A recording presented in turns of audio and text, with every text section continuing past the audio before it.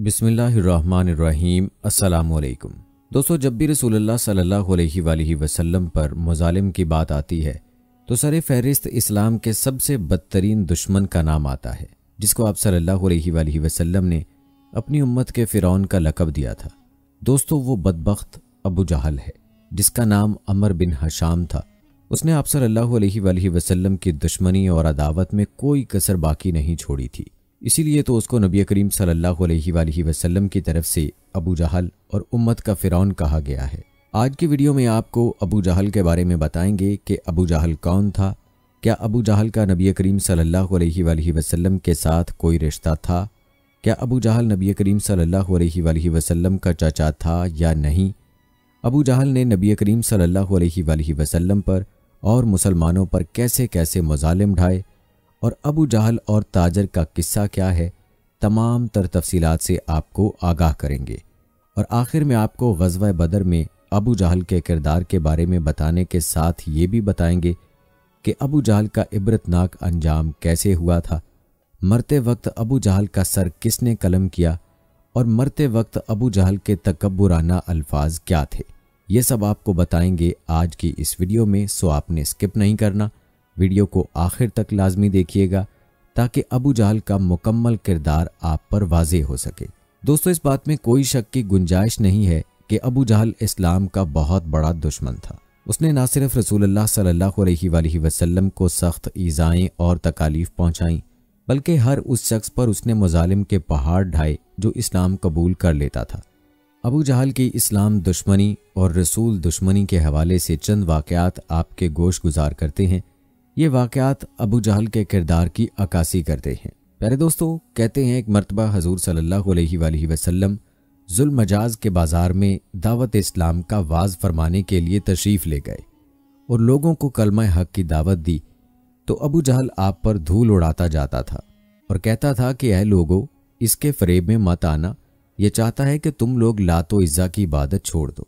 रिवायात बताती हैं कि आप सल्लल्लाहु अलैहि वसल्लम जहाँ जहाँ जाते तो अबू जहल आप सल्लल्लाहु अलैहि वसल्लम के पीछे जाता और लोगों को आप सल्लल्लाहु अलैहि वसल्लम की बात सुनने से मना करता था, और आप सल्लल्लाहु अलैहि वसल्लम को जादूगर और काहिन कहा करता था।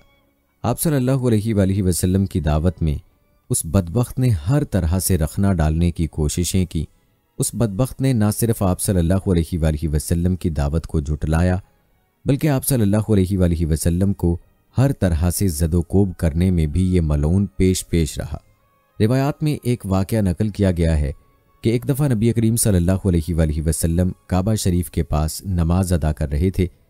अबू जहल और उसके साथी वहाँ बैठे थे। उनमें से बाज़ ने बाज़ से कहा, तुम में से कौन है जो फ़लाँ कबीले की ऊँटनी की ओझड़ी लाए, और जब मोहम्मद सल्लल्लाहु अलैहि वसल्लम सजदे में जाएं तो वो उसे उसकी पुश्त पर रख दे।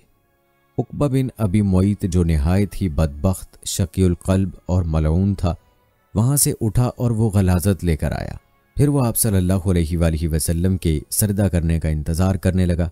जब आप सल्लल्लाहु अलैहि वसल्लम ने सरदे के लिए अपने चेहरे मुबारक को ज़मीन बोस किया तो उस नालायक ने उस ओझड़ी को आप सल्लल्लाहु अलैहि वसल्लम की पीठ पर कंधों के दरमियान रख दिया।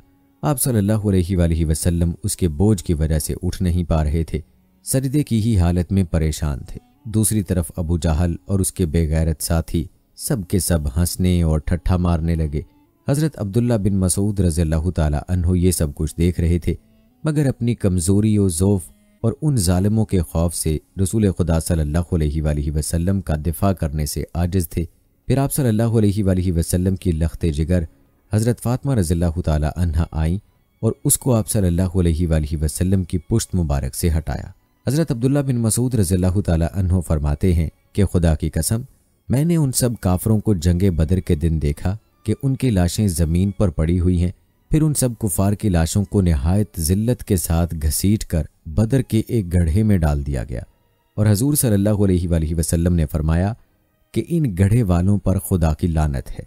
ग़ज़वा बदर में अबू जहल ने क्या किरदार अदा किया और फिर उसका क्या अंजाम हुआ, इसका तफसीली तज़किरा हम आगे चलकर करेंगे।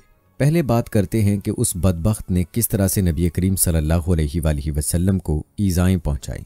प्यारे दोस्तों, कुरैश मक्का ने, जिनमें अबू जहल भी शामिल है, नबी करीम सल्लल्लाहु अलैहि वसल्लम اور مسلمانوں کو ایذائیں پہنچانے میں کسی قسم کی کوئی کسر نہیں چھوڑی، بلکہ اس بدبخت نے تو نبی کریم صلی اللہ علیہ وآلہ وسلم کو قتل کرنے کے کئی بار منصوبے بنائے اور نبی کریم صلی اللہ علیہ وآلہ وسلم پر دست درازی کرتا رہا، لیکن اللہ تعالیٰ کے اپنے پیارے حبیب صلی اللہ علیہ وآلہ وسلم کے ساتھ خاص حفاظت تھی، لہٰذا وہ آپ صلی اللہ علیہ وآلہ وسلم کو کبھی نقصان نہ پہنچا سکا اور اپنے مذموم ارادوں میں ہمیشہ ناکام رہا۔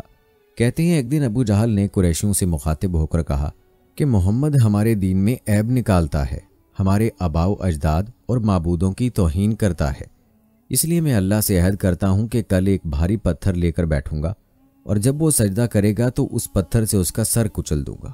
اللہ اکبر۔ جب صبح ہوئی تو وہ ویسا ہی پتھر جیسا کہ اس نے بیان کیا تھا لے کر انتظار میں بیٹھ گیا۔ رسول اللہ صلی اللہ علیہ وآلہ وسلم آئے جیسا کہ آیا کرتے تھے، پھر رسول اللہ صلی اللہ علیہ وآلہ وسلم نماز میں مشغول ہو گئے۔ جیسے ہی آپ صلی اللہ علیہ وآلہ وسلم سجدے میں گئے، ابو جہل پتھر اٹھا کر آپ صلی اللہ علیہ وآلہ وسلم کی طرف بڑھا۔ جب وہ آپ صلی اللہ علیہ وآلہ وسلم کے قریب آیا تو شکست خوردہ حالت میں لوٹا۔ اس کا رنگ فق تھا اور وہ ایسا مرعوب تھا کہ اس کے دونوں ہاتھ اس کے پتھر سے چپک گئے تھے کہ وہ بمشکل اپنے ہاتھ سے پتھر پھینک سکا۔ قریش کے لوگ اس کے پاس آئے اور پوچھنے لگے، اے ابو جہل تمہیں کیا ہوا؟ اس نے کہا، میں نے گزشتہ رات جو بات کہی تھی وہی کرنے کے لیے کھڑا ہوا تھا، جب میں ان کے قریب پہنچا تو ایک اونٹ آڑے آ گیا۔ خدا کی قسم میں نے کبھی بھی کسی اونٹ کی کھوپڑی، گردن اور دانت اس اونٹ کی طرح نہیں دیکھے، وہ مجھے کھانا چاہ رہا تھا۔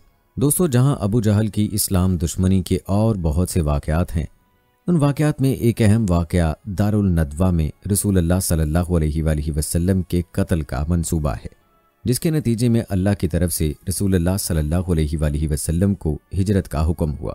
یاد رہے کہ رسول اللہ صلی اللہ علیہ وآلہ وسلم اپنے صحابہ کرام رضوان اللہ اجمعین کو مکہ میں ظلم و تشدد کی چکی میں اس طرح پیستے دیکھ رہے تھے جو ناقابل برداشت تھا، لہٰذا ان کو مدینہ منورہ ہجرت کی اجازت دے دی، سوائے رفیق غار ابو بکر صدیق رضی اللہ تعالی عنہ کے، چونکہ آپ صلی اللہ علیہ وآلہ وسلم کے چچا ابو طالب بھی وفات پا چکے تھے اور قریش شدید غصے میں تھے کہ کب تک ہم اس شخص کو برداشت کریں اور وہ ہمارے معبودوں اور آباء و اجداد کی توہین کرتا رہے۔ چنانچہ وہ منصوبے بنانے لگے کہ ہمیں ان کو قید کر دینا چاہیے یا جلا وطن کر دینا چاہیے یا پھر قتل کر دینا چاہیے تاکہ ہم ان سے چھٹکارا حاصل کر لیں۔ پھر قریش کے سرداران اپنے مشورہ گاہ دارالندوہ میں خفیہ طور پر نبی کریم صلی اللہ علیہ وآلہ وسلم کے خلاف فیصلہ لینے کو جمع ہوئے۔ کسی نے کہا کہ اسے لوہے کی زنجیر میں باندھ کر دروازہ بند کر دو، کسی نے کہا کہ انہیں جلا وطن کر دو، مگر نجدی شیخ کے روپ میں دارالندوہ میں بیٹھا مردود ابلیس نے ان رائیوں کے نقص کو اجاگر کیا اور کہا کہ یہ کوئی رائے نہیں ہے۔ پھر ابو جہل بن حشام نے یہ رائے دی کہ ہم ہر قبیلے سے ایک قوی جوان کو منتخب کریں، ہم ان میں سے ہر ایک جوان کو ایک تیز تلوار دیں، وہ سب کے سب ایک ہی ضرب سے ان کو قتل کر دیں۔ جب وہ اسے اس طرح قتل کریں گے تو ان کا خون مختلف قبائل میں بانٹ جائے گا۔ پھر میں نہیں سمجھتا کہ بنو ہاشم سارے قریش سے جنگ کریں گے۔ جب اس صورتحال کا بنو ہاشم مشاہدہ کریں گے تو دیت لینے پر راضی ہو جائیں گے، پھر ہم ان کو دیت دے دیں گے۔ نجدی شیخ کی صورت میں بیٹھے ابلیس نے کہا کہ بات تو یہ ہے جو اس آدمی نے کہی، اور اس رائے کے بعد کوئی رائے نہیں ہے، لہٰذا پوری قوم اس پر تیار ہو گئی۔ کہتے ہیں رسول اللہ صلی اللہ علیہ وآلہ وسلم اور کسی مسلمان کو اس منصوبے کا علم نہیں تھا۔ جبرائیل علیہ السلام آپ صلی اللہ علیہ وآلہ وسلم کے پاس آئے اور کہا، آپ صلی اللہ علیہ وآلہ وسلم اپنے جس بستر پر رات گزارتے تھے اس پر رات نہ گزاریں۔ جب رات تاریک ہوئی تو سب کے سب قتل کے ارادے سے آپ صلی اللہ علیہ وآلہ وسلم کا انتظار کر رہے تھے کہ آپ صلی اللہ علیہ وآلہ وسلم کب سوتے ہیں تاکہ وہ سب آپ پر ٹوٹ پڑیں۔ رسول اللہ صلی اللہ علیہ وآلہ وسلم نے حضرت علی رضی اللہ تعالی عنہ سے کہا، میرے بستر پر لیٹ کر میری اس حضرمی ہری چادر کو اوڑھ کر سو جاؤ، کوئی ناپسندیدہ عمل ان کی طرف سے تمہیں پیش نہیں آئے گا۔ جب رسول اللہ صلی اللہ علیہ وآلہ وسلم سوتے تھے تو اسی چادر میں سوتے۔ پھر آپ صلی اللہ علیہ وآلہ وسلم اپنے ہاتھ میں مٹھی بھر مٹی لے کر ان کے سامنے نکلے۔ پھر آپ صلی اللہ علیہ وآلہ وسلم وہ مٹی ان تمام کے سر پر ڈالتے ہوئے سورہ یاسین کی آیت 1 تا 5 کی تلاوت کر رہے تھے۔ پھر اللہ تعالیٰ نے ان کی قوت بینائی لے لی وہ آپ کو دیکھ نہیں سکتے تھے۔ جب آپ صلی اللہ علیہ وآلہ وسلم ان آیات کی تلاوت سے فارغ ہوئے تو کوئی ایسا نہیں بچا تھا جس کے سر پر مٹی نہ پڑی ہو۔ پھر آپ صلی اللہ علیہ وآلہ وسلم وہاں سے رخصت ہوئے جہاں آپ صلی اللہ علیہ وآلہ وسلم کو رخصت ہونا تھا۔ دوستو یاد رہے کہ 13 سالہ مکی دور میں نبی اکرم صلی اللہ علیہ وآلہ وسلم کو مختلف قسم کے ذہنی اور جسمانی مصائب و آلام سے دوچار ہونا پڑا۔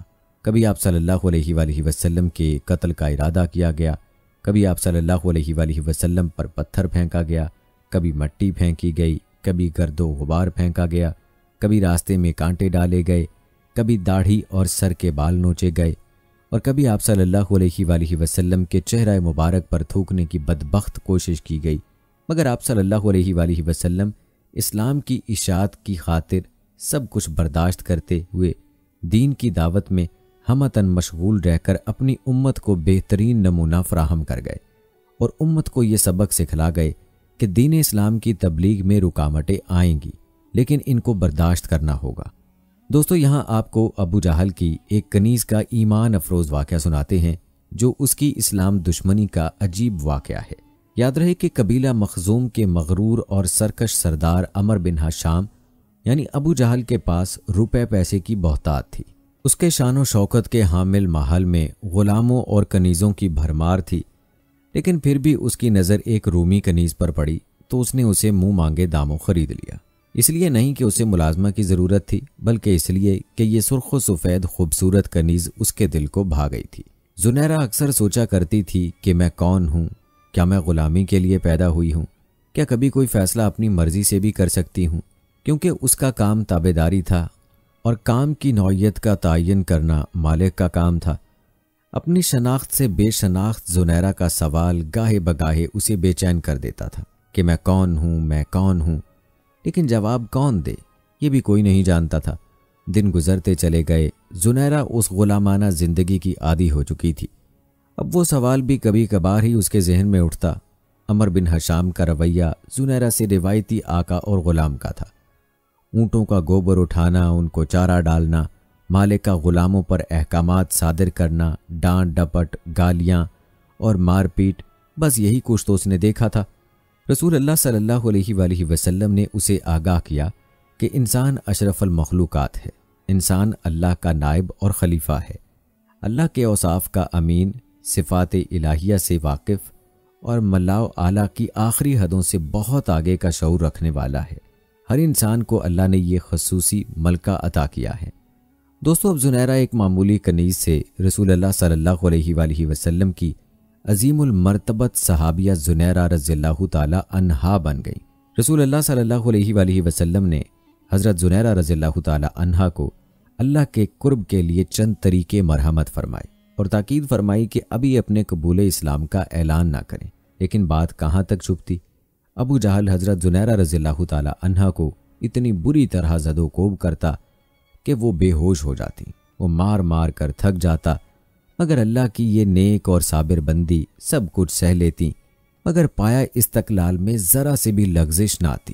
حضرت زنیرہ رضی اللہ تعالی عنہا کا پورا جسم زخم رہتا اور اس میں سے خون اور پیپ رسنے لگتا، مگر اب وہ روح کے اس سفر پر گامزن تھی جہاں مادی جسم کو آدمی روح کے خول یا لباس کی صورت میں دیکھتا ہے۔ رسول اللہ صلی اللہ علیہ وآلہ وسلم کو جب حضرت زنیرہ رضی اللہ تعالی عنہا کے اوپر ہونے والے مظالم کی خبر پہنچی تو غمگین ہو جاتے۔ کہتے ہیں ایک مرتبہ آپ صلی اللہ علیہ وآلہ وسلم کے ایما پر حضرت ابو بکر صدیق رضی اللہ تعالی عنہ ابو جہل کے پاس گئے تاکہ انہیں خرید کر آزاد کر دیں، اور اسے کہا کہ زنیرہ رضی اللہ تعالی عنہا کو فروخت کر دو، مگر وہ ایک کینہ پرور شخص تھا، لہٰذا اس نے حقارت سے انکار کر دیا۔ اس کا ظلم و جبر یہاں تک بڑھا کہ حضرت زنیرہ رضی اللہ تعالی عنہا کی بینائی جاتی رہی اور آنکھیں بے نور ہو گئیں۔ کل تک جو لوگ حضرت زنیرہ رضی اللہ تعالی عنہا کی بات کا مزہ لے لے کر مضاحکہ اور تمسخر اڑا رہے تھے، انہیں سانپ سونگھ گیا تھا۔ خصوصاً ابو جہل تو شرم کے مارے گھر سے ہی نہ نکلا۔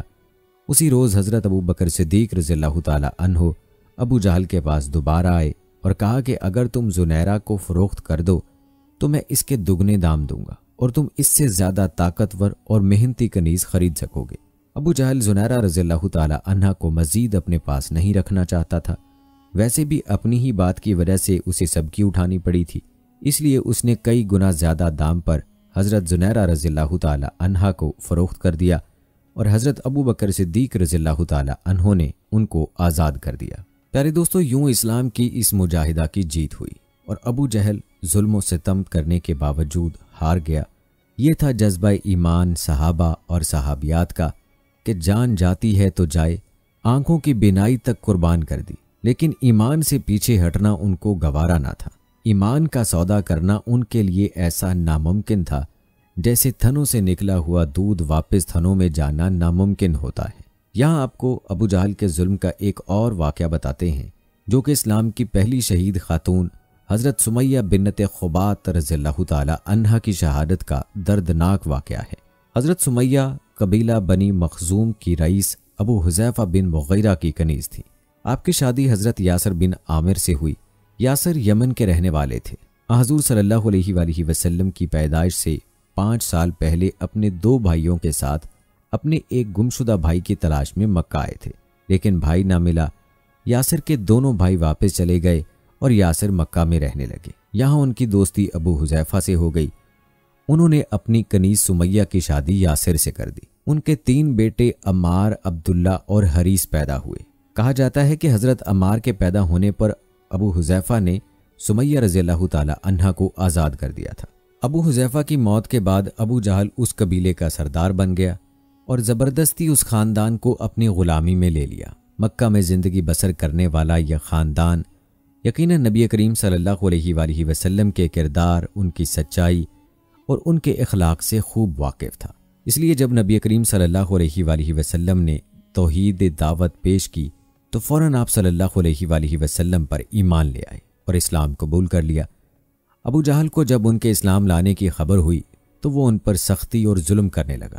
مکہ کے دوسرے سردار ابو امیہ وغیرہ بھی اسلام دشمنی میں ابو جہل کا ساتھ دیتے تھے، چنانچہ اس ظلم و ستم میں وہ بھی ابو جہل کے ساتھ شامل ہو گئے۔ حضرت یاسر رضی اللہ تعالی عنہ اور حضرت سمیہ رضی اللہ تعالی عنہا دونوں ہی جسمانی طور پر ضعیف اور کمزور تھے۔ وہ بوڑھے ہو چکے تھے لیکن اسلام پر مضبوطی سے قائم تھے۔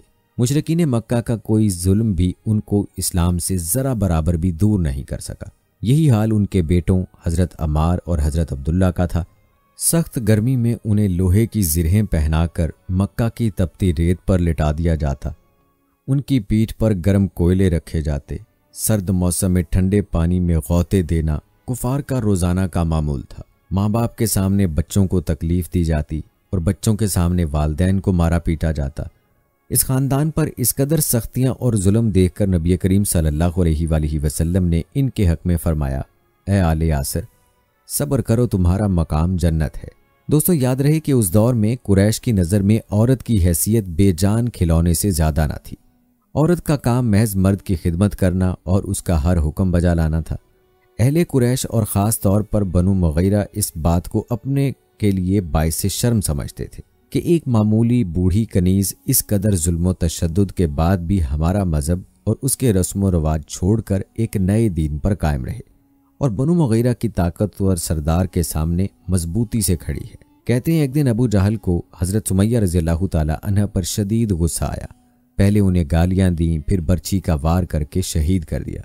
ابو جہل نے نیزے کی انی حضرت سمیہ رضی اللہ تعالی عنہ کے پیٹ میں گھونپ دی، جس سے وہ شہید ہو گئیں۔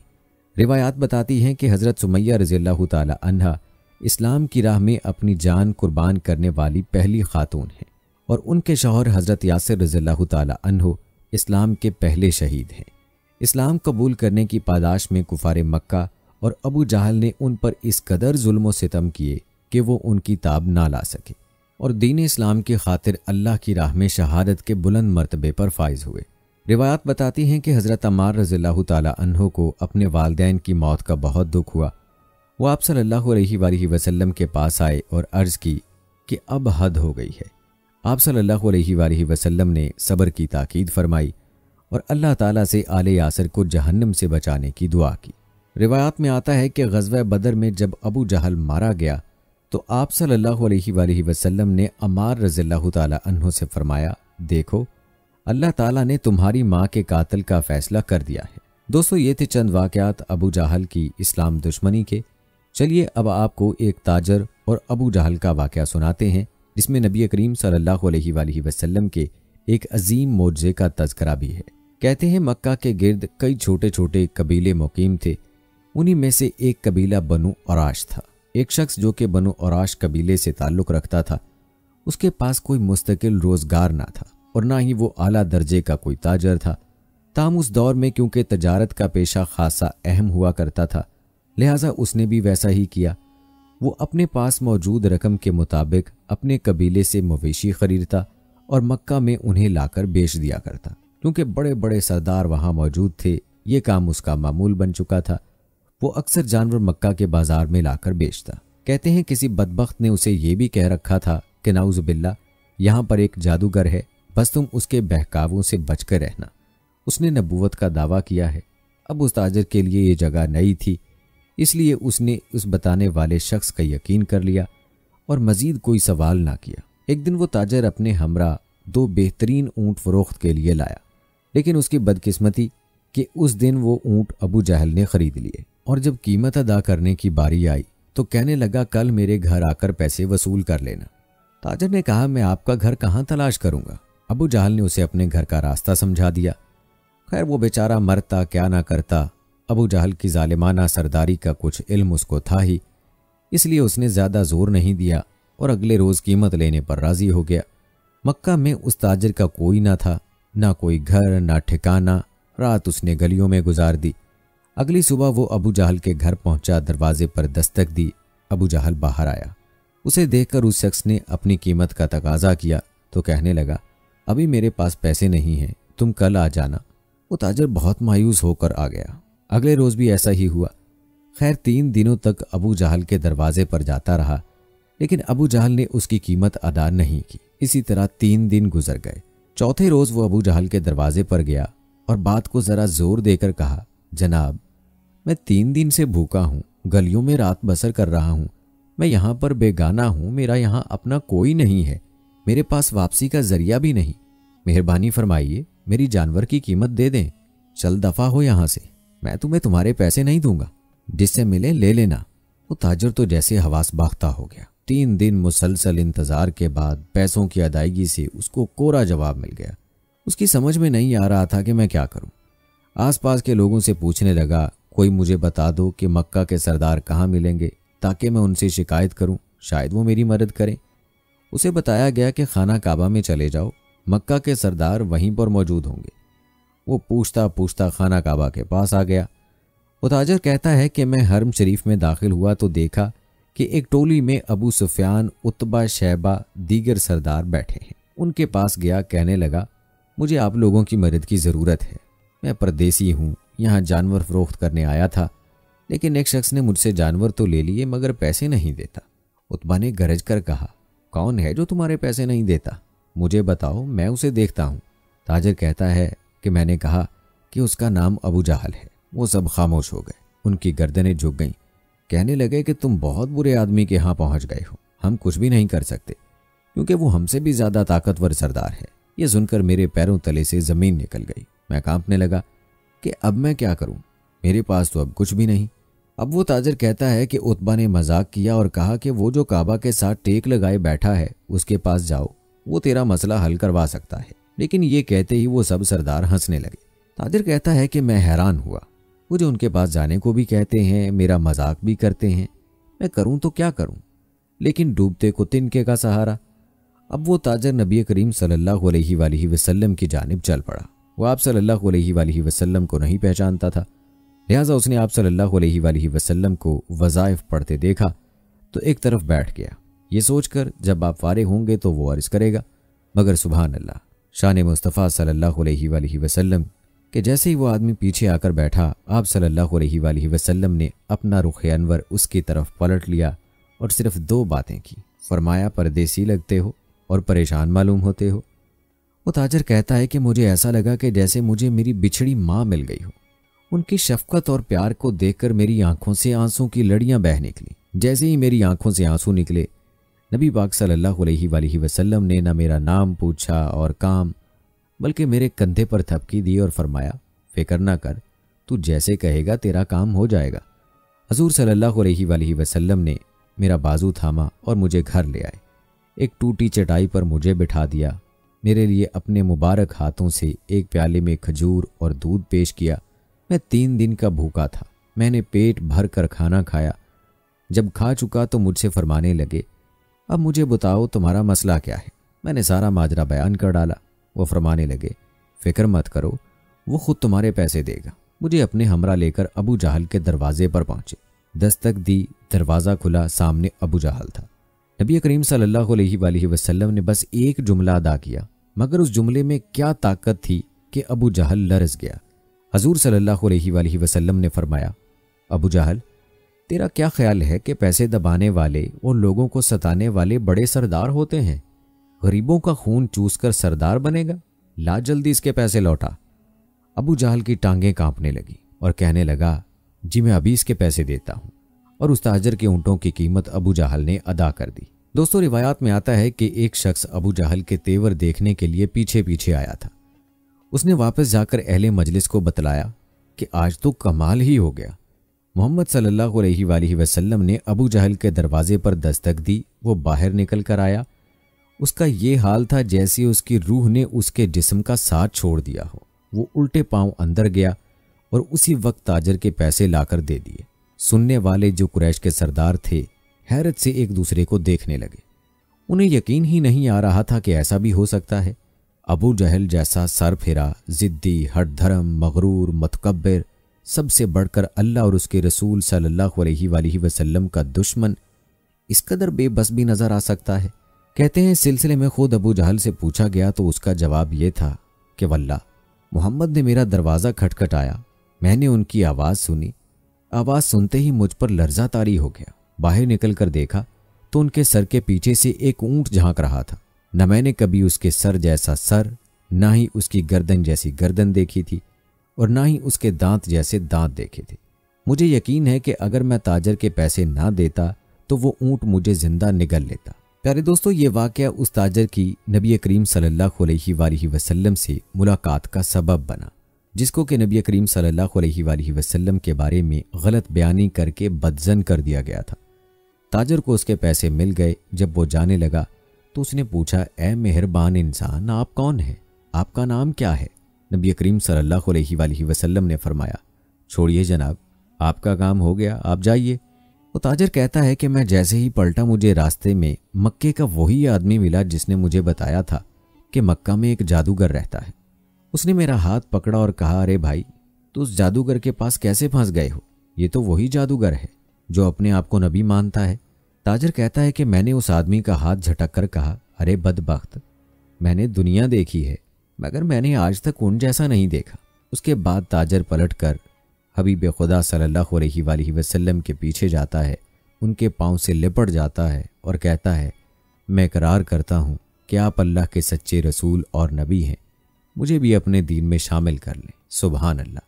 दोस्तों, इस तरह नबी पाक सल्लल्लाहु अलैहि वसल्लम उसको कलमा पढ़ाते हैं और वो मुसलमान हो जाता है। प्यारे दोस्तों, ये वाकया अबू जहल की बेबसी का नहीं बल्कि नबी करीम सल्लल्लाहु अलैहि वसल्लम के मोजज़े का एक अजीब वाकया है। लेकिन अफसोस तो अबू जहल पर है कि जिसने आप सल्लल्लाहु अलैहि वसल्लम के एक नहीं कई मोजज़ात अपनी खुली आंखों से देखे, लेकिन इसके बावजूद भी वो कलमा और ईमान की दौलत से महरूम रहा और आखिर दम तक तकब्बुर व गुरूर को ना छोड़ा। उसका तकब्बुर व गुरूर किस दर्जे का था, यह आपको उसके अंजाम और उसकी मौत का तज़किरा करते हुए बताएंगे तो आपके भी रोंगटे खड़े हो जाएंगे। दोस्तों, नबी करीम सल्लल्लाहु अलैहि वसल्लम के मोजज़ात देखने के बावजूद भी उसका दिल नरम ना हुआ। फिर भी अबू जहल वो शख्स है जिसके बारे में रहमतुल्लिल आलमीन ने दुआ की थी कि राह फलाह व नजात पाए और उसके दिलो दिमाग पर लगे ताले पैगाम हक को सुनने के लिए खुल जाए, लेकिन कुदरत की जानिब से उसकी किस्मत में हिदायत नहीं थी। रिवायात में आता है कि अपने दौरे नबूवत के अवाइल में हज़रत सल्लल्लाहु अलैहि वसल्लम ने इस ख्वाहिश का इजहार किया था कि गफूरुर रहीम उमर और अमर दोनों में से किसी एक को इस्लाम में दाखिल कर दे। ये दुआ यूं पूरी हुई कि हज़रत उमर बिन ख़त्ताब रज़ियल्लाहु ताला अन्हु ने नहायत मौजज़ाना हालात में इस्लाम कबूल किया। जहाँ तक अमर बिन हशाम का ताल्लुक़ है, यानी अबू जहल, वो अबू जहल के तौर पर कुफ्र व इस्लाम के सबसे पहले मार्के बदर में लुकमा अजल बनने के लिए जिंदा रहा। दोस्तों, अबू जहल दरअसल एक सोच और एक कैफियत का नाम था। एक फ़र्द की हैसियत से अगर उसमें कुछ खूबियाँ ना होती तो हज़रत सल्लल्लाहु अलैहि वआलिहि वसल्लम के अंदर उसके लिए दुआ करने की ख्वाहिश पैदा ना होती। जो शख्स सिर्फ अपनी बात के हतमी और सच्ची होने पर ईमान रखता हो और जो अपनी बात से ना हटने का तहैया कुछ इस अंदाज में कर ले कि कोई भी दलील उस पर असरअंदाज ना हो, उसे हम अमर बिन हशाम का हमजाद या आसान अल्फाज में अबू जहल करार दे सकते हैं। अबू जहल के लिए कोई दुआ कारगर नहीं हो सकती। उसके मुकद्दर में अबू जहल के तौर पर मरना ही लिखा गया होता है। हर अहद और हर मुआशरे का एक अबू जहल हुआ करता है और अबू जहल मार्का बदर के इंतजार में अपनी जिंदगी की घड़ियां गिन रहा होता है। याद रहे कि सुरखरुई अबू जहल का मुकद्दर कभी नहीं बन सकती। उसके हाथों की लकीरों में सिर्फ एक अंजाम लिखा होता है, वो अंजाम जो अकरमा के बाप ने ग़ज़वा बदर में पाया। अकरमा अबू जहल का बेटा था। वो भी फतह मक्का के बाद तक अपने बाप की तकलीद में कुफर की चट्टान बनकर इस्लाम के खिलाफ डटा रहा, मगर तारीख उसे हज़रत अकरमा रज़ियल्लाहु ताला अन्हो के नाम से पहचानती है। उसके दिलो दिमाग को लगे ताले हज़रत सल्लल्लाहु अलैहि वसल्लम की ज़िंदगी में ही खुल गए थे। प्यारे दोस्तों, यहाँ पर अबू जहल के बारे में पाई जाने वाली एक बड़ी गलत फहमी से आपको आगाह करते चलें कि अक्सर लोग अबू जहल को नबी करीम सल्लल्लाहु अलैहि वसल्लम का चचा समझते हैं और बच्चों को शुरू से ही ये बताया जाता है कि अबू जहल नबी करीम सल्लल्लाहु अलैहि वसल्लम का चचा है। लेकिन याद रहे कि हकीकत में अबू जहल नबी करीम सल्लल्लाहु अलैहि वसल्लम का चचा नहीं था। अगरचे अवाम में यही मशहूर है, लेकिन सही ये है कि ये सरकार दो आलम सल्लल्लाहु अलैहि वसल्लम का चचा नहीं है और इसका नाम अमर इब्ने हशाम है। इस हवाले से आपको चंद अक़वाल बताते हैं ताकि ये बात आप पर मज़ीद वाज़े हो जाए।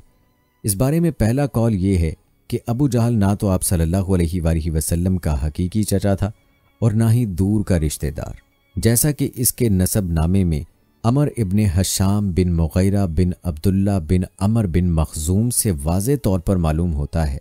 दूसरे कौल में नबी करीम सल्लल्लाहु अलैहि वसल्लम और अबू जहल का नसब नामा बयान किया गया ताकि बात मज़ीद वाज़े हो सके। नबी करीम सल्लल्लाहु अलैहि वसल्लम का शजरा नसब ये है: मोहम्मद बिन अब्दुल्ला बिन अब्दुल मुत्तलिब बिन हाशिम बिन अब्दे मनाफ बिन कसाब बिन कलाब बिन मर्रा बिन काब बिन लवी अल क़ुरैशी, जबकि अबू जहल का नाम अमर बिन हशाम था और इसका शजरा नसब यूं बयान किया गया: अमर बिन हशाम बिन मुग़ीरा बिन अब्दुल्ला बिन अमर बिन मखज़ूम बिन यक्ता बिन मर्रा बिन काब बिन लवी अल क़ुरैशी।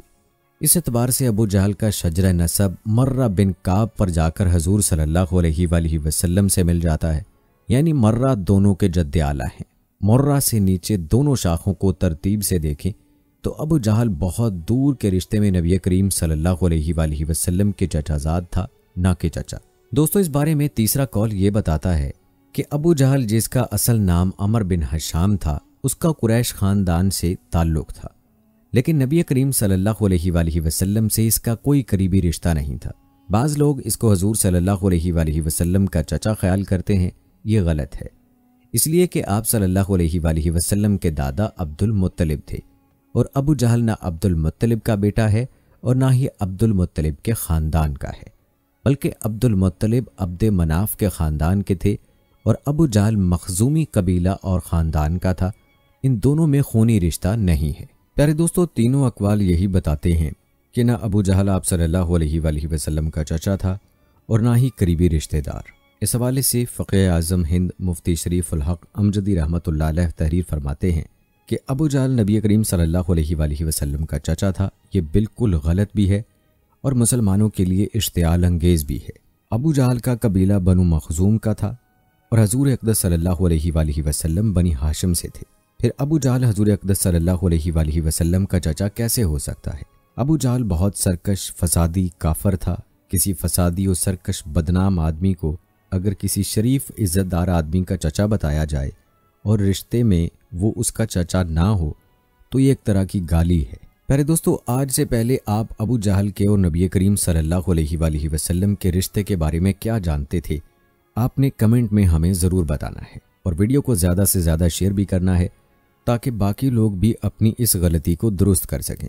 प्यारे दोस्तों, अब बात करते हैं अबू जहल के इबरतनाक अंजाम की, जो कि ग़ज़वा बदर में अपने अंजाम को पहुंचा था। आपको अबू जहल के अंजाम से भी आगाह करेंगे, लेकिन पहले आपको उस ग़ज़वा में अबू जहल के किरदार के बारे में बताते हैं कि इस मार्का में अबू जहल का जज्बा क्या था اور اس نے اس مارکے میں کیا کردار ادا کیا تھا۔ غزوہ بدر کے مناظر کا مختصر نقشہ ملاحظہ فرمائیں۔ پیارے دوستو، آپ کو بتاتے چلیں کہ بدر ایک بیضوی شکل کے میدان کا نام ہے جو پہاڑوں سے گھرا ہوا ہے۔ یہ میدان وادی یلیل میں ہے۔ اس کی لمبائی 5.5 میل اور چوڑائی 4.5 میل ہے۔ یہ مدینہ منورہ سے 80 میل کی دوری پر ہے۔ نبی کریم صلی اللہ علیہ وآلہ وسلم کے دور میں تجارتی شاہراہ اسی میدان سے ہو کر گزرتی۔ مکہ اور مدینہ جانے کے راستے بھی اسی مقام پر ملتے۔ بحیرہ احمر کا ساحل یہاں سے تقریباً 10 میل کے فاصلے پر ہے۔ اس میدان کے شمال اور جنوب میں 2 سفیدی مائل پہاڑیاں ہیں جو ریت سے ڈھکی ہوئی ہیں۔ بدر کے مقام کو آج جو اہمیت حاصل ہے، اس کی وجہ حق اور باطل کا وہ مارکہ ہے جو 20 ہجری میں رمضان کی 17 تاریخ کو وقوع پذیر ہوا۔ اس وقوع میں حق کو بے مثال تاریخی فتح نصیب ہوئی اور باطل کو شرمناک شکست کا سامنا کرنا پڑا۔ اس مارکے سے اسلام کی فتح و نصرت کا آغاز ہوا۔ اسلام پوری آب و تاب سے ظاہر ہونا شروع ہوا۔ اس طرح غزوہ بدر ایک عظیم انقلاب کی بنیاد ثابت ہوا۔ دوستو، غزوے کا پس منظر سمجھنے کے لیے ضروری ہے کہ مختصراً طلوع اسلام کی تحریک کا اجمالی جائزہ کا تذکرہ کیا جائے۔ دوستو، یاد رہے کہ جب محمد رسول اللہ صلی اللہ علیہ وآلہ وسلم نے ڈنکے کی چوٹ پر دین اسلام کی دعوت کا اعلان کیا، قدرتی طور پر مکہ میں 2 گروہ پیدا ہوئے۔ پہلی جماعت ان لوگوں کی تھی جنہوں نے دین اسلام قبول کیا، یہ تعداد میں تھوڑے تھے۔ دوسرا گروپ ان لوگوں کا تھا جنہوں نے دین اسلام کو ماننے سے انکار کیا، یہ تعداد میں زیادہ تھے۔ یہ دین اسلام کی مخالفت پر کمر بستہ ہو گئے۔ نتیجہ یہ ہوا کہ منکرین اسلام نے مسلمانوں پر جبر و تشدد اور ظلم و ستم کے پہاڑ توڑنا شروع کیے۔ ایک طرف صبر و تحمل تھا اور دوسری طرف زر و جبر تھا۔ یہ کشمکش 13 سال تک جاری رہی۔ آخرکار مسلمانوں پر سرزمین مکہ تنگ سے تنگ تر ہوتی چلی گئی۔ تب وہ آہستہ آہستہ اور خاموشی سے چوری چھپے مدینہ کی جانب ہجرت پر مجبور ہوئے، یہاں تک کہ آخر میں محمد رسول اللہ صلی اللہ علیہ وآلہ وسلم نے بھی حضرت ابو بکر صدیق رضی اللہ تعالی عنہ کے ہمراہ مکہ کو خیر باد کہا اور مدینے کو آ کر آباد کیا۔ مکہ کے قریشیوں نے اب ان تارکین وطن کو مدینے میں بھی چین اور سکھ سے رہنے نہیں دیا۔ دوستو، غزوہ بدر کی وجہ کی بات کی جائے تو ہوا یوں کہ ہجرت کے دوسرے سال قریش کا ایک بہت بڑا تجارتی قافلہ شام سے مکہ کی طرف لوٹ رہا تھا۔ اس تجارتی قافلے کے ساتھ 50,000 اشرفیوں کا مال و اسباب تھا۔ مکہ کے ہر فرد نے اور ہر عورت نے اس تجارت میں اپنا سرمایہ لگایا تھا۔ یہ تجارتی قافلہ اس راستے سے لوٹ رہا تھا جو مدینہ کے پاس سے ہو کر گزرتا تھا۔ چونکہ مال و اسباب زیادہ تھا، محافظ کم تھے، اور اس وقت جو حالات رونما ہو رہے تھے اس کے تحت قافلے کے لوگوں کو یہ ڈر تھا کہ مسلمان کہیں چھاپا مار کر تجارتی مال و اسباب لوٹ نہ لیں۔ ابو سفیان اس تجارتی قافلے کا سردار اور رہنما تھا جو مدینے کے پاس سے گزر رہا تھا۔ اس نے حکمت عملی سے کام لیتے ہوئے قافلے کو بدر کے درے میں سے گزرنے سے پہلے ایک مقام پر ٹھہرا دیا اور خود تنہا بدر کے شہر میں آیا۔ چونکہ وہ یہاں سے اکثر گزرا کرتا تھا، اس لیے وہ یہاں کے چپے چپے سے واقف تھا اور وہ وہاں کے لوگوں کو بھی جانتا تھا۔ بدر کے شہر میں آ کر وہ سب سے پہلے اس مقام پر پہنچا جہاں ایک کنواں تھا۔ شہر کا کوئی نہ کوئی فرد ہر وقت وہاں موجود رہتا۔ ابو سفیان وہاں پہنچا، وہاں موجود افراد سے معلوم کیا کہ شہر کا سردار اس وقت کہاں ملے گا۔ وہ اس سے جا کر ملا۔ اس نے بتایا کہ ابھی کچھ دیر پہلے 2 اونٹ سوار یہاں سے گزرے۔ انہوں نے کنویں پر ٹھہر کر پانی پیا، اپنے اونٹوں کو بھی پلایا اور آگے بڑھ گئے۔ ابو سفیان اونٹوں کے قدموں کے نشان ڈھونڈتا ہوا آگے بڑھا۔ کچھ دور چلنے کے بعد اسے اونٹوں کے تازہ لید نظر آئی۔ اس نے لید کا ایک گولا اٹھایا، اسے توڑا، اس میں گھاس کی بجائے کھجور کی گٹھلیاں نظر آئیں۔ وہ سمجھ گیا کہ یہ اونٹ بدر کے نہیں بلکہ مدینے کے ہیں، کیونکہ مدینے والے اپنے اونٹوں کو گھاس کی بجائے کھجور کی گٹھلیاں کھلاتے ہیں۔ اس نشاندہی پر وہ سمجھ گیا کہ مدینے کے مسلم ان کے تعاقب میں ہیں اور انہیں ڈھونڈ رہے ہیں۔ اس نے خطرے کی گھنٹی محسوس کی اور تیزی سے بھاگتا ہوا اپنے قافلے میں جا پہنچا۔ ایک برق رفتار سانڈنی بردار کو اجرت دی، اسے مکہ کی طرف دوڑایا تاکہ اہل قریش مدد کو پہنچے۔ سانڈنی سوار کو مکہ کی طرف روانہ کرنے کے بعد قافلے کو بحیرہ احمر کے کنارے کنارے ایک منزل کی بجائے 2 منزل طے کرتا ہوا مکہ کی سمت کوچ کیا اور اپنے قافلے کو مسلمانوں کی دسترس سے صاف نکال لایا۔ یہاں سانڈنی سوار نے مکہ پہنچتے ہی عرب کے قدیم دستور کے مطابق سانڈنی کے کان کاٹے ناک چیری، کجاوا الٹا، اپنا کرتا آگے سے پھاڑا اور بین کرنے لگا، اے قریش کے لوگوں، اے مکہ کے باسیوں، اپنے تجارتی قافلے کی خبر لو۔ تمہارا تجارتی قافلہ مال و اسباب جو ابو سفیان کی قیادت میں آ رہا ہے، مقام بدر پر مسلمانوں کی زد میں ہے، وہ کسی بھی وقت اسے لوٹ سکتے ہیں۔ مجھے ڈر ہے کہ اس مال و اسباب میں سے تمہارے ہاتھ کچھ بھی نہ آئے۔ دوستو کہتے ہیں پورے مکہ میں یہ خبر جنگل کی آگ کی طرح پھیلی، لہٰذا طے ہوا کہ جنگ کا طبل بجایا جائے اور اہل مسلمان کو ایسا سبق سکھایا جائے جسے وہ زندگی بھر یاد رکھیں۔ لہٰذا 1000 بہادروں کا لشکر تیار کیا گیا جس کا سپاہ سالار عتبہ بن ربیع تھا۔ اس فوج میں 600 افراد زرہ پوش تھے، سواروں کا ایک رسالہ تھا، یہ اسلحہ بند شتر سوار تھے، ہتھیاروں سے لیس گھڑ سواروں کی تعداد 200 تھی اور ہتھیاروں سے لیس پیادہ فوج کی تعداد 100 تھی۔ کھانے پینے کی وافر چیزیں ساتھ لی گئیں۔ امراء قریش میں سے عتبہ بن ربیع، حارث بن عامر، نضر بن حارث، ابو جہل، امیہ بن خلف باری باری روزانہ 10 اونٹ ذبح کرتے اور اپنے ساتھیوں کی ضیافت کرتے۔ دل بہلانے کا ساز و سامان ہمراہ تھا، رات میں عیش و عشرت کی محفلیں سجتیں۔ غرض اہل قریش کا یہ لشکر بڑے تم تراک سے مدینہ کی طرف روانہ ہونے کے لیے تیار ہوا تاکہ تجارتی قافلے کو مسلمانوں سے بچا کر لایا جا سکے، ان سے 2 ہاتھ بھی ہو جائیں اور انہیں سبق بھی سکھایا جائے۔ فوج کی روانگی کے وقت دشمنان اسلام نے، جن میں ابو جہل بھی تھا، کعبے کی دیوار پر ہاتھ رکھ کر دعا مانگی کہ اے رب کعبہ، دونوں میں سے جو دین تجھے زیادہ پسند ہو، دونوں لشکروں میں سے جو لشکر عالی ہو، دونوں جماعتوں میں سے جو جماعت زیادہ تقوی والی ہو اور دونوں گروہوں میں سے جو گروہ زیادہ معزز ہو، فتح کا سہرا اس کے سر باندھنا۔ اہل قریش یہ دعا مانگتے وقت یہ جان رہے تھے کہ وہ حق پر ہیں اور آپ صلی اللہ علیہ وآلہ وسلم کے اصحاب کرام نعوذ باللہ حق پر نہیں ہیں، جبکہ وہ سب کفر اور شرک، فسق و فجور میں مبتلا تھے۔ دوستو کہتے ہیں کہ دشمنان اسلام کا فوجی قافلہ مکہ سے بدر کی جانب روانہ ہوا۔ ابھی قریش کا لشکر راستے ہی میں تھا کہ دوسرے قاصد نے آ کر خبر دی کہ ابو سفیان اپنے قافلے کو خطرے سے باہر نکالنے میں کامیاب ہوا اور وہ عنقریب بحفاظت مکہ پہنچ رہا ہے۔ اس خبر سے لشکر قریش میں اختلاف پیدا ہوا۔ ایک گروہ کہہ رہا تھا کہ اب لڑنے مرنے سے کوئی فائدہ نہیں، مکہ واپس لوٹ چلو، مگر دوسرا گروہ واپس لوٹنا نہیں چاہتا تھا۔ اس کی خواہش تھی کہ ہر حال میں مسلمانوں کا مقابلہ کیا جائے۔ ان میں ابو جہل پیش تھا۔ اس اختلاف کی وجہ بنی زہرہ، بنی احنس، بنی عدی بن کعب اور بنی ہاشم کے لوگ واپس لوٹ گئے۔ ابو جہل، عتبہ، امیہ بن خلف اور ان کے ہم خیال افراد مدینے کے مہاجرین و انصار کا زور توڑنے کے لیے بدر کی جانب بڑھے۔ اب ان کی تعداد 950 تھی۔ دوستو معلوم ہوا کہ غزوہ بدر کی اصل وجہ ابو جہل ہی بنا اور قدرت کو یہی منظور تھا، کیونکہ قدرت نے ابو جہل کو اس کے انجام تک جو پہنچانا تھا۔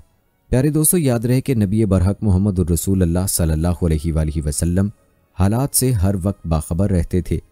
آپ صلی اللہ علیہ وآلہ وسلم کے علم میں یہ بات آ چکی تھی کہ ابو سفیان کا قافلہ مدینے کے پاس سے گزر رہا ہے اور اس قافلے کی مدد کے لیے اہل قریش کی مسلح افواج مدینے کی طرف روانہ ہو چکی ہے۔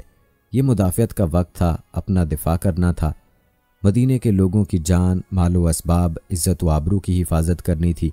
لہٰذا آپ صلی اللہ علیہ وآلہ وسلم نے مہاجرین اور انصار کو ایک جگہ جمع کیا اور ان کے سامنے صورتحال رکھی کہ ایک طرف اہل قریش کا تجارتی قافلہ ہے جس کے پاس کروڑہا روپے کا مال و اسباب ہے جو مدینے کے راستے مکہ کی طرف جا رہا ہے، اور دوسری طرف دشمنان اسلام کی فوج جنوبی راستے سے مدینے کی طرف پیش قدمی کر رہی ہے۔ آپ صلی اللہ علیہ وآلہ وسلم نے انصار اور مہاجرین سے مشورتاً پوچھا کہ اس صورتحال سے ہمیں کس طرح نپٹنا چاہیے۔ ایک گروہ کی رائے تھی کہ قافلے کے ساتھ کم لوگ ہیں، مال و اسباب زر کثیر کا ہے، اس پر حلہ بول دیا جائے اور ان کا تجارتی مال و اسباب لوٹا جائے۔ دوسرے گروہ کا خیال تھا کہ دشمنان اسلام کی فوج سے ٹکر لی جائے، ان کا زوم ہمیشہ کے لیے خاک میں ملا دیا جائے اور اس فتنے کو جڑ سے اکھاڑ کر پھینک دیا جائے۔ آپ صلی اللہ علیہ وآلہ وسلم کی بصیرت کا بھی یہی فیصلہ تھا کہ اہل مکہ کے کافروں اور مشرکوں سے جنگ کر کے ان کی طاقت توڑ دی جائے، اور سب سے بڑی اور اہم بات یہ تھی کہ اللہ تعالیٰ کی مشیت بھی یہی تھی کہ حق کو حق کے ساتھ ثابت کیا جائے اور کفر و شرک کو جڑ سے کاٹ کر پھینک دیا جائے، تاکہ حق کی حقانیت ظاہر ہو اور باطل باطل کے ساتھ ثابت ہو جائے۔ لہٰذا اللہ اور اللہ کے رسول صلی اللہ علیہ وآلہ وسلم کے حتمی فیصلے اور دوسرے گروہ کے خیال کے مطابق اپنا دفاع کرنے کے لیے لگ بھگ 300 مجاہدین کی فوج ترتیب دی گئی۔ ان میں سے صرف 2 کے پاس گھوڑے تھے، کل 70 اونٹ تھے جن پر 300 مجاہدین باری باری سوار ہوتے۔ رسول اکرم صلی اللہ علیہ وآلہ وسلم نے بذات خود اس فوج کی قیادت فرمائی۔ آپ صلی اللہ علیہ وآلہ وسلم نے اپنے جانثاروں کے ہمراہ رمضان کی 16 تاریخ کو مدینہ منورہ سے بدر کی جانب کوچ فرمایا۔ ہجرت کے دوسرے سال کا یہ ایک اہم ترین واقعہ ہے۔ دوستو کہتے ہیں کہ دشمن آپ صلی اللہ علیہ وآلہ وسلم سے پہلے وہاں پہنچ چکا تھا۔ اس نے جگہ جگہ پڑاؤ ڈالا جو جنگی نقطہ نظر سے زیادہ اہم تھی، جہاں پانی کے کنویں تھے۔ اس لیے آپ صلی اللہ علیہ وآلہ وسلم نے بحالت مجبوری کنویں کے شمال مشرق کی سمت میں ایک اونچے ٹیلے پر قیام فرمایا۔ جانبازوں نے وہاں ایک جھونپڑی یا سائبان بنا دیا تاکہ آپ صلی اللہ علیہ وآلہ وسلم بحیثیت سپہ سالار اعظم وہاں سے میدان جنگ کا مشاہدہ کر سکیں، حالات کا جائزہ لے سکیں اور وقتاً فوقتاً ہدایات جاری کر سکیں۔ سائبان کے پیچھے 2 برق رفتار سانڈنیاں باندھی گئیں تاکہ خدا نہ خواستہ میدان جنگ کا نقشہ پلٹ گیا تو اہل اسلام کو شکست کا منہ دیکھنا پڑے، تو ایسے نازک موقع پر آپ صلی اللہ علیہ وآلہ وسلم ان پر سوار ہو کر مدینہ منورہ مراجعت کر سکیں۔ سامنے نشیب میں کفاران مکہ، مشرکین قریش اور دشمنان اسلام کا پرشکوہ لشکر پڑاؤ ڈالے ہوئے تھا۔ ان کی تعداد، جاہ و حشمت، ساز و سامان دیکھ کر اور یہ دیکھ کر کہ پانی پر دشمنوں کا قبضہ ہے، یہ جان کر کہ زمین ریتلی ہے جس میں پاؤں دھنس دھنس جاتے ہیں، یہ سوچ کر کہ دشمن کے پاس سواریاں ہیں اور اپنے پاس سواریاں ہیں مگر ناکافی، یہ سوچ کر کہ دشمن اسلحے سے لیس ہے اور یہاں تلوار ہے تو ڈھال نہیں اور ڈھال ہے تو تلوار نہیں، ان عوامل کی وجہ سے مجاہدین کے حوصلے پست ہو رہے تھے، جو مدینہ منورہ سے نکلتے وقت یہ سوچ رہے تھے کہ انہیں زبردستی موت کے منہ میں دھکیلا جا رہا ہے۔ اب انہیں اپنی شکست اور موت اپنی آنکھوں کے سامنے دکھائی دے رہی تھی، لہٰذا ان کی ڈھارس بندھانا ضروری تھا تاکہ دشمن کا مقابلہ کرتے وقت وہ ثابت قدم رہیں، نہ ڈر اور بے خوف ہو کر دشمن کا مقابلہ کریں۔ اللہ تعالیٰ نے ان کی ذہنی اور نفسیاتی کیفیت اس طرح تبدیل کی اور ان کی اس طرح اعانت فرمائی کہ اول رات میں بارش ہوئی۔ اس سے فائدہ یہ ہوا کہ تمام مجاہدین نہائے دھوئے، جس سے وہ چست چاقو چوبند ہوئے۔ تھکن اور خوف کی وجہ سے ان پر کسل مندی طاری تھی، وہ دھل گئی۔ بارش سے دوسرا فائدہ یہ ہوا کہ پانی کی قلت دور ہوئی۔ مجاہدین نے چھوٹے چھوٹے حوض بنا کر بارش کا پانی جمع کیا تاکہ وقت ضرورت کام آئے۔ بارش سے تیسرا فائدہ یہ ہوا کہ ان کے پیروں کے نیچے کی ریت جم گئی، جس سے ریت میں پیر دھنسنے کا خوف ان کے دلوں سے جاتا رہا۔ بارش سے چوتھا فائدہ یہ ہوا کہ دشمن نشیبی علاقے میں تھا، اس لیے وہاں کیچڑ ہو گئی، جس سے ان کے سواروں اور سپاہیوں کے پاؤں زمین پر جم نہیں پا رہے تھے۔ بارش سے پانچواں فائدہ یہ ہوا کہ مجاہدین رات میں بے خوف ہو کر سو گئے اور صبح جب نیند سے بیدار ہوئے تب ان کے قلوب پر سکون طاری تھا۔ بارش نے انہیں قلب کا اطمینان بخشا۔ اس کیفیت کی وجہ سے ان کے دلوں میں دشمنوں کا خوف جاتا رہا۔ اس طرح یہ بارش مسلمانوں اور مومنوں کے لیے باعث رحمت اور کافروں کے لیے باعث زحمت ثابت ہوئی۔ پیارے دوستو، کہا جاتا ہے کہ غزوہ بدر میں اہل ایمان کی فتح کا ایک اہم ترین سبب یہ بارش تھی، جس نے ان کے دلوں کے وسوسوں کو دھو ڈالا۔ اس سے ان کی ہمتیں بندھیں اور دشمن کے مقابلے میں ثابت قدم رہے۔ دوستو، سوچنے کی بات یہ ہے، اگر بدر میں بارش نہ ہوتی تو کیا ہوتا؟ تمام کرۂ ارض کی ہدایت اور سعادت کا نقشہ الٹ جاتا، جس کا اشارہ نبی کریم صلی اللہ علیہ وآلہ وسلم نے اپنی دعا میں یوں کیا تھا کہ اللہ، اگر خدام حق کی یہ چھوٹی سی جماعت ہلاک ہو گئی تو اس کرۂ ارض پر تیرا سچا اطاعت گزار کوئی نہیں رہے گا۔ دراصل بدر میں جس رات بارش ہوئی، اس سے پہلے صائبہ میں اللہ کے رسول صلی اللہ علیہ وآلہ وسلم اللہ کے حضور سجدہ ریز ہو کر دین اسلام جو دین حق ہے کی بقا کے لیے عجز و انکساری کے ساتھ گڑ گڑا کر رو رو کر دعا مانگ رہے تھے۔ بوقت دعا محویت اور بے خودی کا یہ عالم تھا کہ کندھوں پر سے چادر مبارک گر پڑتی اور آپ کو خبر تک نہ ہوتی۔ آپ صلی اللہ علیہ وآلہ وسلم کی اس دلی بے قراری پر حضرت ابو بکر صدیق رضی اللہ تعالی عنہ نے دربار رسالت میں عرض کی، یا رسول اللہ صلی اللہ علیہ وآلہ وسلم، اللہ تعالیٰ اپنا وعدہ وفا کر کے رہے گا، آپ خاطر جمع رکھیں، اپنے بے قرار دل کو قرار دیں۔ دوستو کہتے ہیں آپ صلی اللہ علیہ وآلہ وسلم یوں دعا مانگ رہے تھے، اے اللہ، یہ قریش، یہ باطلان حق کیل کانٹوں سے لیس ہو کر गुरूर और नखुवत के साथ यहाँ आए हैं ताकि तेरे रसूल सल्लल्लाहु अलैहि वसल्लम को झूठा साबित करें। ऐ अल्लाह, तेरी नाम लेवा मुट्ठी भर जमात अगर आज हलाक हो गई तो रुए ज़मीन पर तेरा इताअत गुजार और इबादत गुजार कोई ना होगा। अल्लाह ताला ने आप सल्लल्लाहु अलैहि वसल्लम की दुआ को इस तरह शर्फ़ कबूलियत अता फरमाया कि उसके जवाब में बारिश हुई, जिसने फ़तह को शिकस्त में और शिकस्त को फ़तह में तब्दील किया। इसके अलावा 1000 मलकूती ताकतें भेजने की बशारत देकर मुहाजिरीन और अंसार की मुट्ठी भर जमात की मदद की। दोस्तों, इसके बाद आप सल्लल्लाहु अलैहि वसल्लम बाहर तशरीफ़ लाते हैं। फ़ौज से मुखातिब होते हैं कि तुम उस वक्त सारी दुनिया में अल्लाह ताला की अलवहियत और उसकी वहदानियत के ज़िम्मेदार हो। आप सल्लल्लाहु अलैहि वसल्लम के इस खिताब से उनके दिलों में वलवला अंगेज़ जज्बा पैदा हुआ कि हम ही वो वाहिद जमात हैं जो इस वक्त अल्लाह ताला की खातिर लड़ रहे हैं, बाकी सब अल्लाह ताला के दुश्मन हैं। इस जोश और वलवले के बायस एक एक आदमी को हज़ार हज़ार आदमी की कुव्वत हासिल होती है और जान पर खेलने को आमादा हो जाता है। इसकी मिसाल ग़ज़वा बदर का एक बेनज़ीर वाक़या है। एक तरफ ताकत और कुव्वत का पहाड़ अबू जहल था, जिसने अपने आप को ज़रा बख्तर में छुपा रखा था। उसकी सिर्फ 2 आंखें नज़र आती थीं। दूसरी तरफ अफरा के 2 कम उम्र बेटे मऊज़ और माज़ थे, जिन्होंने अभी ज़िंदगी की बहारें नहीं देखी थीं, जिनकी मसें अभी भीगी नहीं थीं। अबू जहल के सामने उनकी हैसियत बिल्कुल ऐसी थी जैसे हाथी के सामने चूंटी। मगर उन 2 कम उम्र मुजाहिदीन ने अबू जहल की दोनों आंखों पर ताक कर ऐसा निशाना मारा कि खाको खून में तड़पने लगा। आखिरकार अब्दुल्ला बिन मसूद रज़ियल्लाहु ताला अन्हु ने उसका सर तन से जुदा किया और रसूल अल्लाह सल्लल्लाहु अलैहि वसल्लम के कदमों में लाकर डाला, और यूं दीन इस्लाम का ये दुश्मन अपने अंजाम को पहुंचा। दोस्तों, सोचने की बात है कि इन बच्चों में नेज़ा उठाने की ताकत कहाँ से आई, अबू जहल को जान से मारने का हौसला कहाँ से आया। दरअसल ये वो मलकूती तवानाई है जो अल्लाह ताला ने उनके अंदर बिजली की तरह भर दी और इस्लाम के सबसे कवी, जर्री और जालिम दुश्मन को बेबस और नातवा हाथों से हलाक करवाया। प्यारे दोस्तों, ज़रा अबू जहल की अकड़ और उसके तकब्बुर का अंदाज़ा लगाएं कि मरते दम भी उसकी अकड़ ख़त्म ना हुई। रिवायात में आता है कि ग़ज़वा ख़त्म होने पर हजूर सल्लल्लाहु अलैहि वसल्लम ने हुक्म दिया कि कोई जाकर ख़बर लाए कि अबू जहल का क्या अंजाम हुआ। हज़रत अब्दुल्ला बिन मसूद रज़ियल्लाहु ताला अन्हु ने जाकर लाशों में देखा तो ज़ख्मी पड़ा हुआ दम तोड़ रहा था। बोले, तू अबू जहल है? उसने कहा, एक शख्स को उसकी कौम ने कत्ल कर दिया तो ये फ़ख्र की क्या बात है।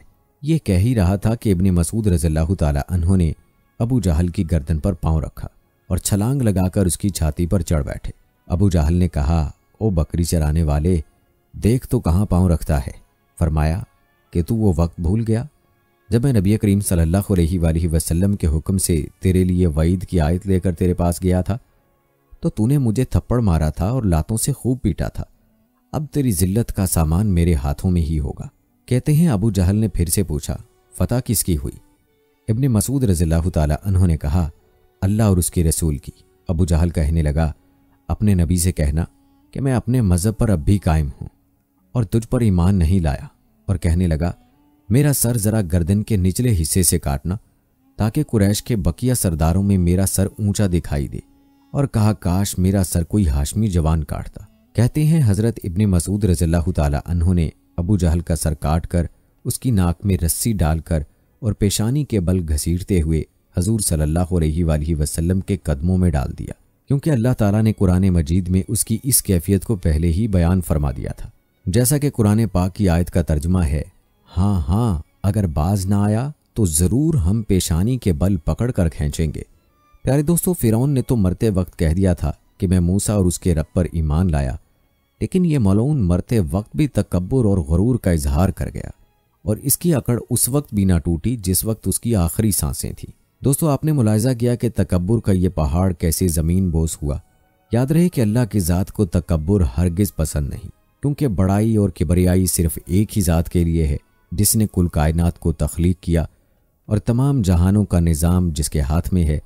उसके अलावा अगर कोई तकब्बुर करता है तो उसका अंजाम हमेशा इबरतनाक होता है।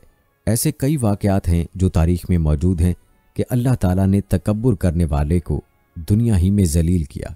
दोस्तों, ये अबू जहल की फ़िरौनियत और उसका किरदार ही है कि जिसने उसके नाम को गाली बना दिया। आज अगर आप किसी को अबू जहल कह दें तो आपका सर फोड़ने को तैयार हो जाएगा اور یہی ایک بات ابو جہل کی شخصیت کی تشریح کے لیے کافی ہے کہ اللہ تعالیٰ نے اس کے نام کو قیامت تک کے انسانوں کے لیے گالی بنا دیا۔ ہر کوئی اس کا نام نفرت سے لیتا ہے۔ یاد رہے کہ اللہ اور اس کے رسول صلی اللہ علیہ وآلہ وسلم کے دشمنوں کا انجام ایسا ہی ہوا کرتا ہے کہ اللہ تعالیٰ انسانیت کے دلوں میں ان کی نفرت ڈال دیتا ہے۔ دوستو، یہ تھی ہماری آج کی ویڈیو۔ امید کرتے ہیں کہ آپ کو پسند آئی ہوگی۔ جانے سے پہلے آپ نے اس ویڈیو کو لائک اور شیئر لازمی کرنا ہے۔ اپنی رائے کا اظہار کمنٹ سیکشن میں لازمی کریں۔ آخر میں آپ سے درخواست ہے کہ اگر آپ نے ابھی تک ہمارا چینل سبسکرائب نہیں کیا ہے تو ابھی سبسکرائب کر لیں، ساتھ میں بیل نوٹیفیکیشن کو آن کر لیں تاکہ لیٹسٹ اپلوڈ ہونے والی ویڈیوز آپ تک بر وقت پہنچتی رہیں۔ مجھے اگلی ویڈیو تک اجازت دیں۔ فی امان اللہ۔